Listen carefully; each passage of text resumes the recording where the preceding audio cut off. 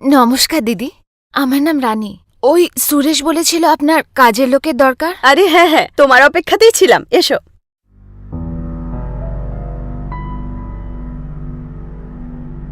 রানী, ইনি হলেন বাড়ির মালিক, আর ও হলো রানী, নতুন কাজের মেয়ে। নমস্কার দাদা। চলো তুমি ব্রেকফাস্ট করো, আমি ওকে কাজ বুঝিয়ে দিচ্ছি। এসো রানী।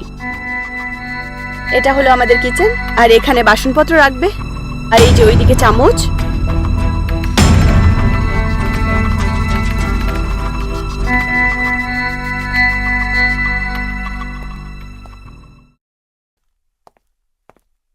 ম্যাডাম, আমি এসে গেছি। আচ্ছা ঠিক আছে সুরেশ, তুমি ব্রেকফাস্ট করো, আমি রেডি হয়ে আসছি। Okay madam.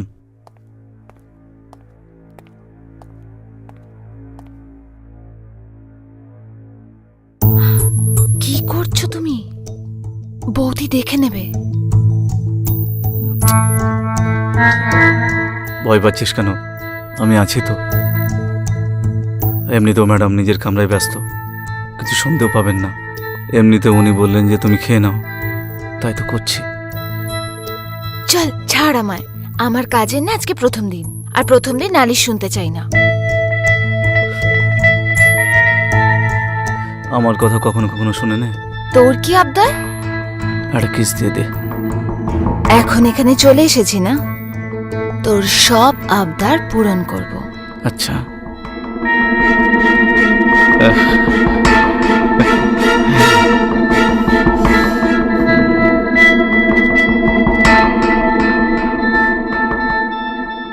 বন্ধুরা নমস্কার, আমি অনুরাগ মিশ্রা আর স্বাগত জানাই অপরাধের এক নতুন এপিসোডে।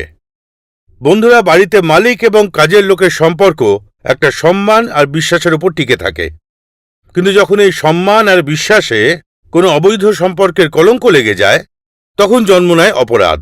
আমাদের আজকের কাহিনী একটি কাজের মেয়ে যার নাম রানী, আর একজন মালিক যার নাম হলো রমন।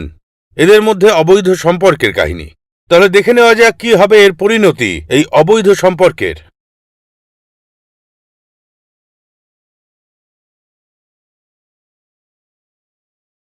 বৌদি, হুম, সব কাজ করে নিয়েছি, তো আমি যাই। ঠিক আছে।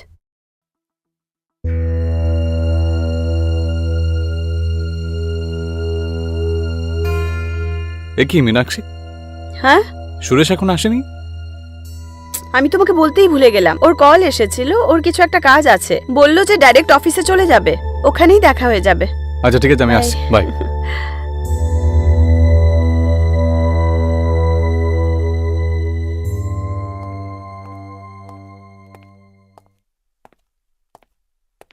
আরে রানী ম্যাডাম, কোথায় যাচ্ছ তুমি? কেমন আছো? শুনলাম আজকাল নাকি খুব কাজ করছো, আমার জন্য একটু কাজ করে দাও। এই শোন, তুই না বেশি বাজে কথা বলিস না। তুই পাহারাদারের মতোই থাক, বেশি মাথা ঘামাতে হবে না। দ্বিতীয়বার যদি এই প্রেমিকের ভাব দেখি না, তাহলে এমন চড় মারবো না, বুঝেছিস? চড় মারবে? নাও মারো, অন্তত এই অজুহাতে একটু তোমাকে ছুতেও পারবো। মারো, নাও। আরে রানী ম্যাডাম, কোথায় যাচ্ছ? ছাড় এই! আমাকে। কি করছিস? স্যার, ওই ভুল হয়ে গেছে স্যার।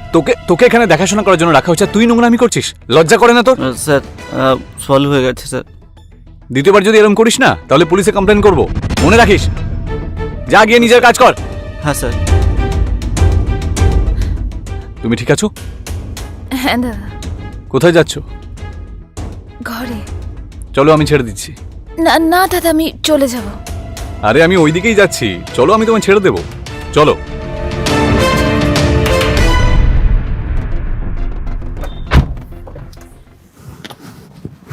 সিট বেল্টটা পরে নাও। Seat belt?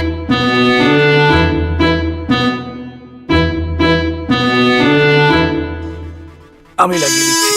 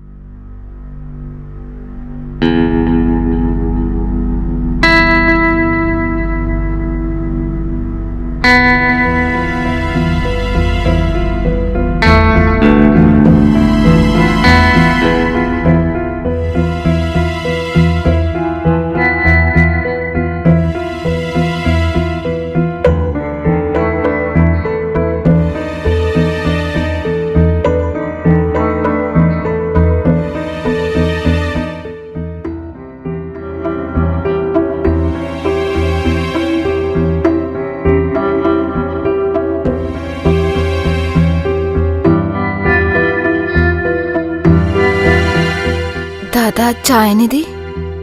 না,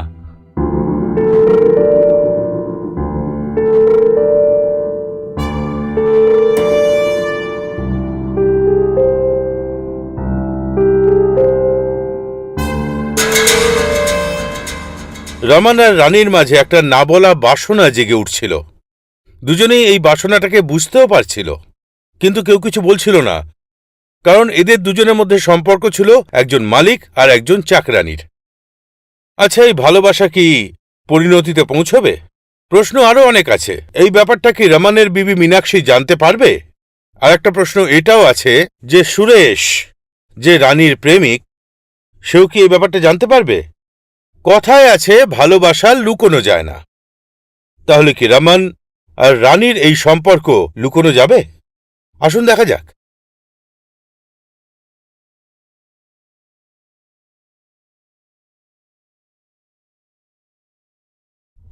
রমন, হুম? আমি না ওই মামার বাড়িতে যাচ্ছি, একটু শরীর খারাপ লাগছে, তো রাত্রে একটু লেট হয়ে যাবে। আমি সুরেশকে নিয়ে যাচ্ছি। আজ তুমি ক্যাব করে চলে যাবে? ওকে ডার্লিং, ঠিক কোনো আছে। প্রবলেম নেই।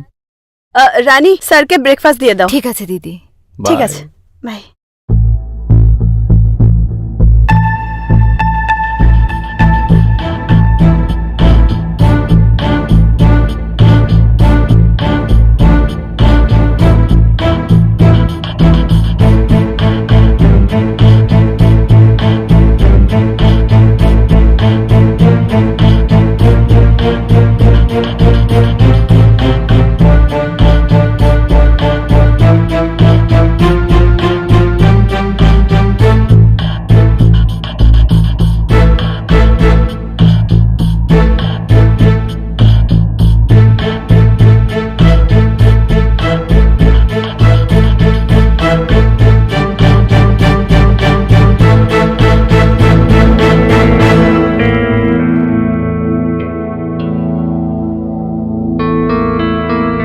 দাদা, কতগুলো ব্রেডে মাখন লাগাই?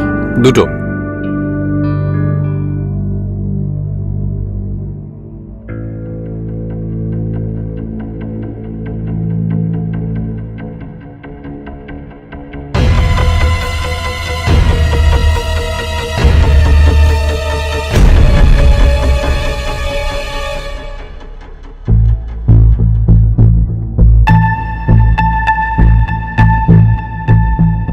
দাদা, আর কিছু চাই আপনার তো বলে দেবেন।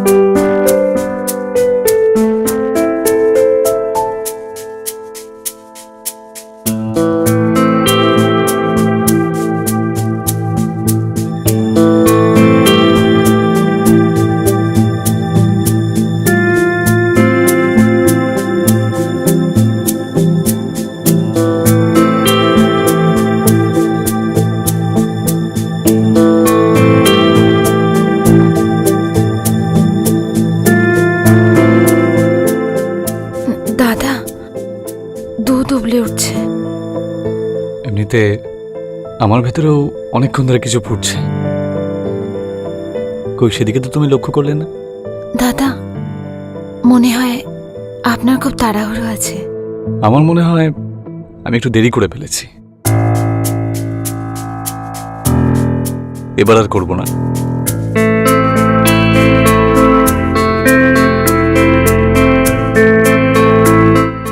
দাদা, এখানে নয়।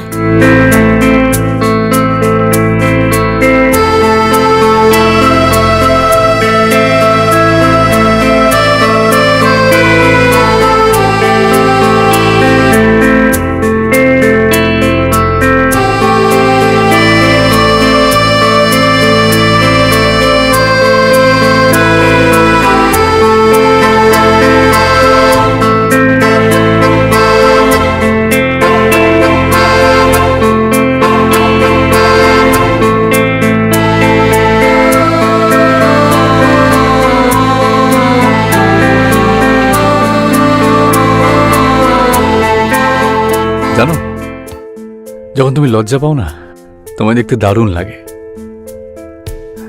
আমারও আপনাকে খুব ভালো লাগে। তাই নাকি?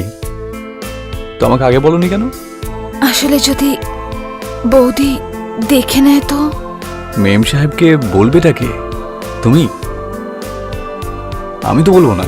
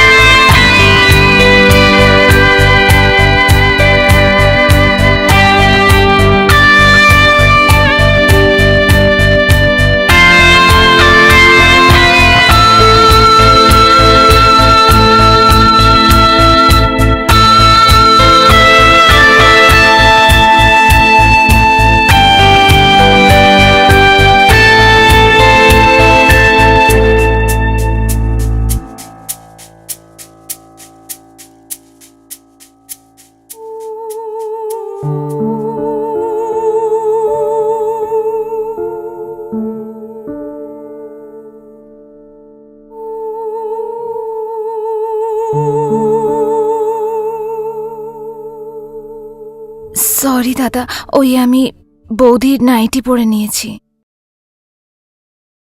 আরে সরি বলার কি আছে? একটা কথা বলি তোমায়, এই নাড়িটা তোমায় কিন্তু দারুণ লাগছে।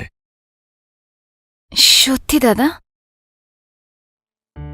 আর যদি তুমি নাড়িটা নাও পরতে না, তাহলেও আরো বেশি সুন্দর লাগতো তোমায়।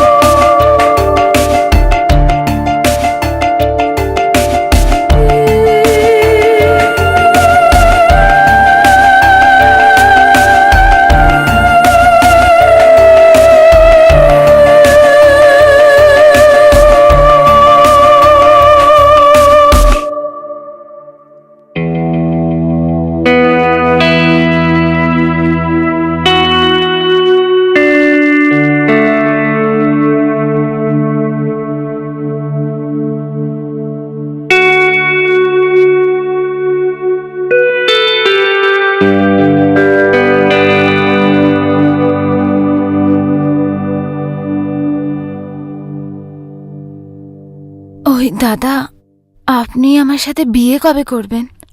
রানী, বলেছি না, মীনাক্ষীকে ডিভোর্স দেওয়ার পরে তারপরই তো তোমায় বিয়ে করব। আর বিয়ের কথা বারবার বলে আমাকে ইরিটেট করো না তো, প্লিজ। তো আপনি বুঝতে কেন পারছেন আরে না? বোঝার কি আছে? তোমাকে সেই সব খুশি দিই যা আমি মীনাক্ষীকে দিই। তোমাকে টাকা দিই, তোমাকে গিফট দিই, তোমাকে ভালোবাসি। কি চাই তোমার? আমি বিয়ে করতে চাই। আরে সেটাও করে নেব, একটু সময় তো দাও।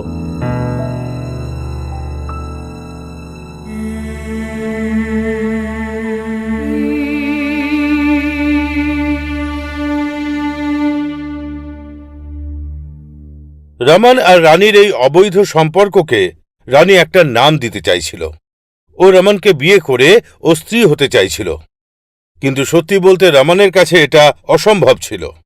কারণ একটা চাকরানির জন্যে রমন নিজের স্ত্রী মীনাক্ষীকে ডিভোর্স দিতে পারছিল না। এই জন্য রমন এই সম্পর্ক থেকে বেরিয়ে আসতে চাইছিল, কারণ কোনো মিথ্যে দিয়ে গড়া সম্পর্কর বয়স সবসময় কমই হয়। আচ্ছা, ড্রাইভার সুরেশ কি এই ব্যাপারটা জানতে পারবে? আসুন দেখা যাক। রমন, ওই মায়ের না শরীর খারাপ হয়ে গেছে, বাবা ফোন করেছিল সকালে, তো আমি বাবার বাড়ি যাচ্ছি। ঠিক আছে, তুমি ব্রেকফাস্ট করে নিও। ওকে। আর রানীকে বলো ঠিক করে কাজ করতে, টেবিল ঠিক করে যেন পরিষ্কার করে। জানি না কি হয়ে গেছে ওর আজকাল, একদম কাজে মন নেই ওর। ঠিক আছে, ঠিক তুমি আছে। কাজ করিয়ে নিও ঠিক করে। হ্যাঁ, বলে দেবো। আমি বেরোচ্ছি, বাই বাই।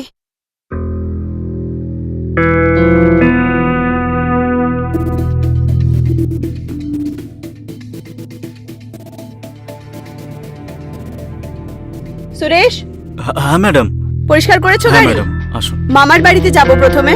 হ্যাঁ হ্যাঁ। আর একটু পরে তো হতে পারে, বৌদি যদি দেখে নেয় না তাহলে টেনশন হয়ে যাবে। দেখো, তুমি না এরকম অজুহাত দেওয়া বন্ধ করো। এবার বেডরুমে চলো না একটু। আপনি না খুব দুষ্টু। তাই নাকি? কিন্তু এই দুষ্টুমিটা করতে কে শেখালো? আরে এক মিনিট, মনে হচ্ছে আমি মোবাইলটা মনে হয় বেডরুমেই রয়ে গেছে, আমি নিয়ে আসছি। ম্যাডাম আপনি দাঁড়ান, আমি নিয়ে আসছি। ঠিক আছে।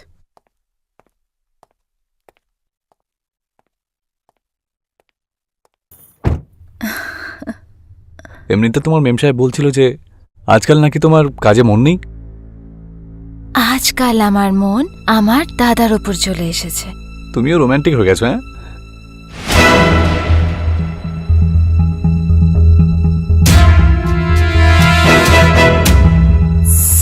সূর্য,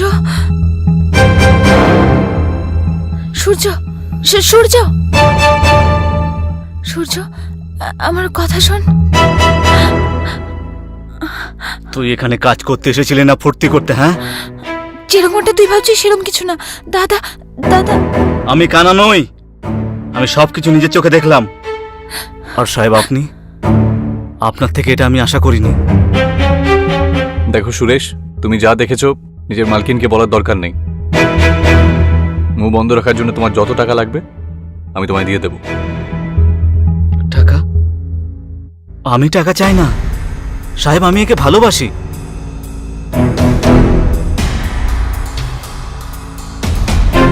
আর ও তোমাকে ভালোবাসে? জিজ্ঞেস করো ওকে। হ্যাঁ ভালোবাসে তো। তুই আমাকে ভালোবাসিস তো? বলে দে।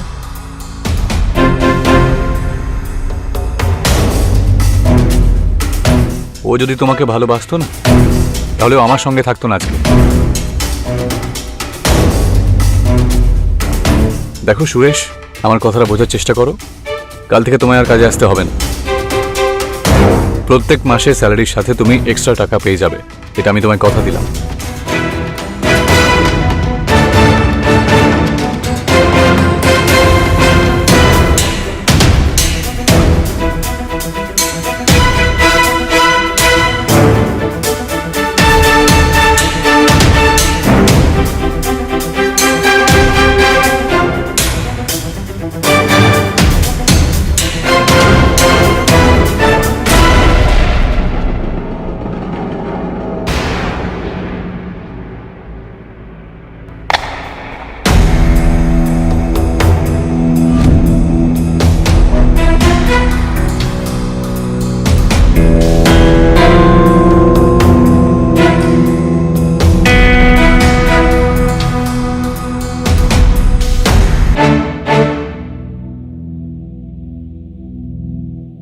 আরে হ্যাঁ, সুরেশ দুদিন ধরে আসছে না, কি হয়েছে?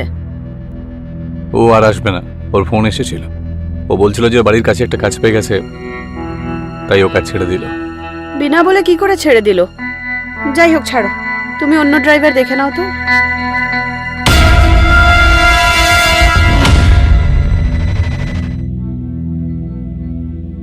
হ্যাঁ বাবা, এখন মায়ের শরীর কেমন আছে?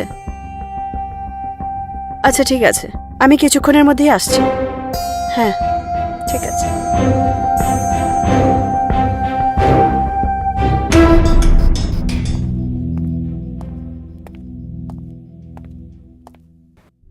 ম্যাডাম। আরে সুরেশ, তুমি? ম্যাডাম আপনার সঙ্গে কিছু কথা বলতে চাই। প্রথমে এটা বলো, তুমি চাকরি ছেড়ে গেলে কেন, তাও আবার বিনা বলে? ম্যাডাম আমি কাজ ছেড়ে দিয়ে যাইনি, আমাকে বের করে দেওয়া হয়েছে, তাও জোর করে আর হুমকি দিয়ে। বার করে দিয়েছে? আমি কবে বের করে দিলাম? আপনি নন, সাহেব বের করে দিয়েছেন। রমন? রমন কেন বার করবে তোমাকে? সাহেব এরকমটা করেছেন রানীর জন্য।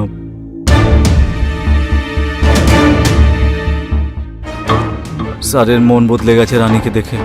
সাহেব রানীকে টাকার লোভ দেখিয়েছে আর ওকে ভালোবাসার জালে ফাঁসিয়েছে। ম্যাডাম, রানী আমাকে ভালোবাসত, টাকার লোভে পড়ে ও সাহেবের সাথে।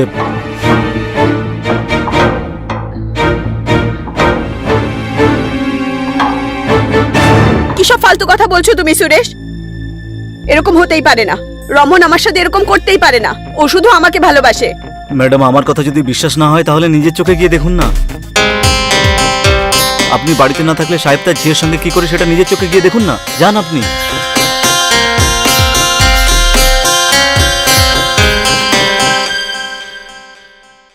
দাদা, আপনার আর বৌদির ডিভোর্স কবে হবে? আমরা বিয়ে কখন করব? বলেছি তো আমি, সঠিক সময় আসতে দাও। সঠিক রিজনই তো পাচ্ছি না ওকে ডিভোর্স দেওয়ার জন্য। ওর তো কারোর সাথে চক্করও নেই। যেদিন একটা রিজন আমি পাবো না, ওর ব্যাগপত্র গুছিয়ে আমি ওকে বাইরে ছুঁড়ে ফেলে দেবো। কিন্তু দাদা, দাদা কবে হবে সব? আর যদি বৌদি না মানে তো? মালকিন কি করে মেনে নেবে না? আর যদি নাই মানে না, তাহলে ওকে আমি ওপরে পাঠিয়ে দেবো।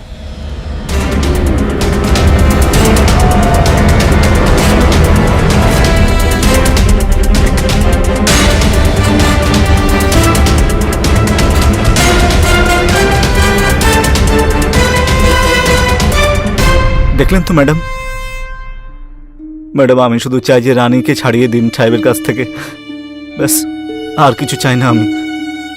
তুমি যাও এখন, আমি দেখছি কি করা যায়। যাও।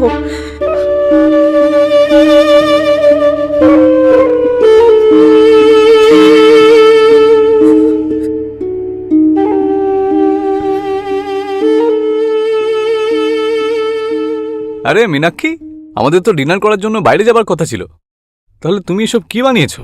হ্যাঁ, যাবার কথা ছিল, কিন্তু প্ল্যান চেঞ্জ করে দিয়েছি। আমি বানিয়েছি তোমার favourite chicken masala. Wow great! কিন্তু তুমি তো ভেজিটেরিয়ান, তুমি কি খাবে? তুমি টেনশন নিও না, আমি অর্ডার করেছি, চলেই আসবে। ততক্ষণে তুমি খাও, আর খেয়ে বলো টেস্টি হয়েছে কিনা।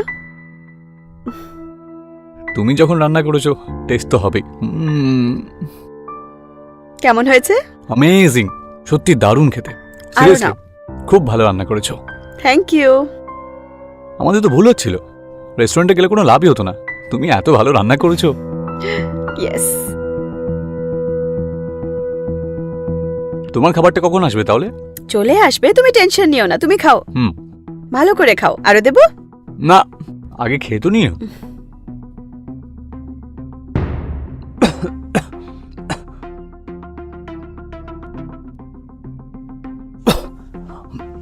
একটু একটু জল দাও না।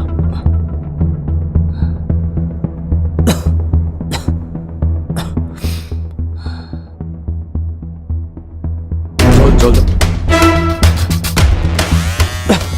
আরে জলটা দাও না। আরে জলটা দিচ্ছ না কেন? তুমি আমাকে ভালোবাসতে, তাই না? আর তুমি ওই 2 পয়সার কাজের মেয়ের জন্য তুমি আমাকে ধোকা দিলে।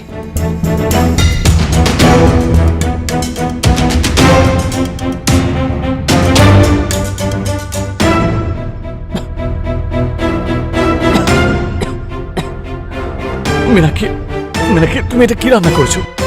কি দিয়েছো? বিষ।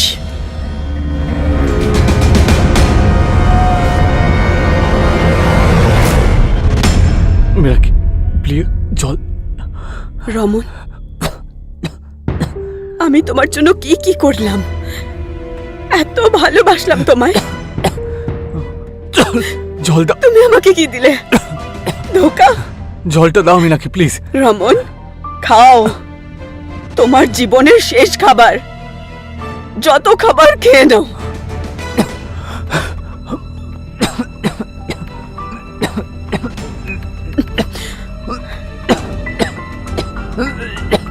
জল চাই রমনের।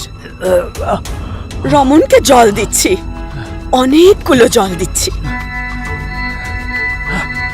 মিনাকে প্লিজ, মিনাকে প্লিজ জল দাও। ও আমাকে ওর জালে ফাঁসিয়ে দিয়েছে। এটাকে ভুল বলে না, একে Please, ধোঁকা জল দাও, বলে। আমার ভুল হয়ে গেছে। আর এই ধোঁকা করে দাও। ক্ষমা করার যোগ্য নয়। আর কখনো করবো না এরকম, প্লিজ। তোমাকে এইভাবেই কষ্ট পেতে পেতে মরতে হবে। মিনাকে প্লিজ। এবার এইভাবেই কষ্টে মরে যাও, মরে যাও রমন। প্লিজ জল দাও মিনাকে, প্লিজ। জল? হ্যাঁ, তুমি জল খেয়ে নাও। আরো খাও। এই নাও, মিনাকে, এই নাও জল। নাও না জল, এই যে কতগুলো জল। মিনাকে। জল খাও। ও রমন, জল তো শেষ হয়ে গেছে। ও, এখন তো রমনও শেষ হয়ে যাবে। এই খালি গ্লাসের মতো রমনের বডিও এখন খালি হয়ে গেল। রমনের বডিও এখন খালি হয়ে গেল। আত্মা চলে গেল। ও রমন,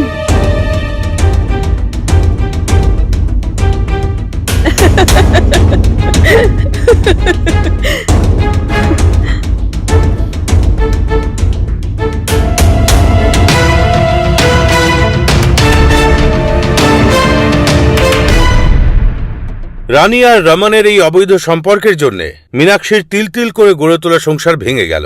বা এটাও বলা যেতে পারে সুরেশের প্রতিশোধের জন্যে আর রমনের বাসনার জন্যে মীনাক্ষী অপরাধ করতে বাধ্য হল। রানীর নিজের সীমাটা বোঝা উচিত ছিল, আর রমনেরও মীনাক্ষীকে ধোঁকা দেওয়া উচিত হয়নি। মীনাক্ষী সারেন্ডার করেছে আর আজ ও জেলে আছে রমনকে বিষ দেওয়ার অপরাধে। আমি অনুরাগ মিশ্রা আপনাদের থেকে বিদায় নিচ্ছি। আবার দেখা হবে অপরাধের একটা নতুন এপিসোডে। ততক্ষণ নিজের খেয়াল রাখবেন। জয় হিন্দ, জয় ভারত।